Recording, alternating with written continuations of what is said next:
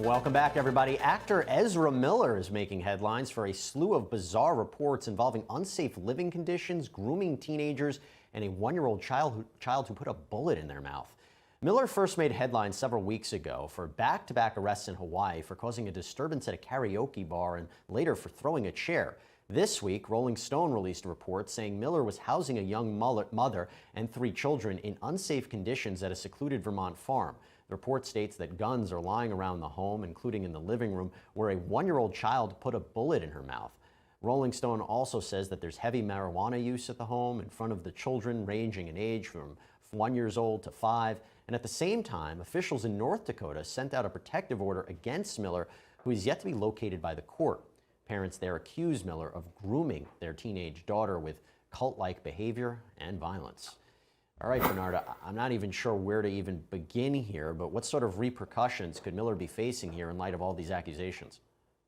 I'm waiting to hear when the Department of Children and Families are going to go to the location and try to investigate these allegations before it's too late. Of course, we never want to hear that something has happened to a child or that the police are running onto someone's property for no reason at all. But we need to be careful because we have all heard of those kids that have died at young ages at the hands of others who don't properly care for the environment that the children are in. Bernarda, let me just follow up with you on a second. How come they can't find him? I don't understand how they can't find him if the media can find him and take pictures of him. That's a good point. I mean, Terry, look, how do you prove something like unsafe living conditions for a child or even grooming a teenager? These are not accusations that we hear typically and not amount to charges that we've heard typically. We've kind of heard a little bit with Ghislaine Maxwell. Absolutely. In fact, I was going to mention that. With the unsanitary conditions, there's all kinds of evidence that can be presented. You can show that there are, a situation where the house isn't kept clean, where you're not getting food, where there's physical abuse, even bruises or broken bones, or there's emotional abuse. So any type of evidence where there is a condition that is not safe for that child, it could be a range of things. And, as far as grooming is concerned, like you said, Jesse, we saw that in the Ghislaine Maxwell case.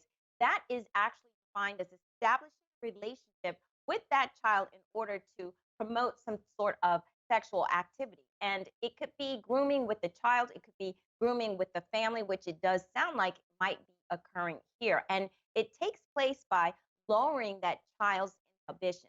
You try to make a friend with that child, you try to give them gifts. You do Right. all of these things that the child thinks that you are becoming close to them and that you're a friend and that they will trust you. So that's what they'd have to prove. They probably use an expert in the case if this case is actually brought to show that all of those things have been occurring. So we'll see what happens. We will. I mean, these are disturbing allegations against this man, so we'll see what happens. Bernarda, Terry, thank you so much. Everyone out there, thanks for joining us here on Law and Crime Daily. We'll see you next time as we discuss justice in America.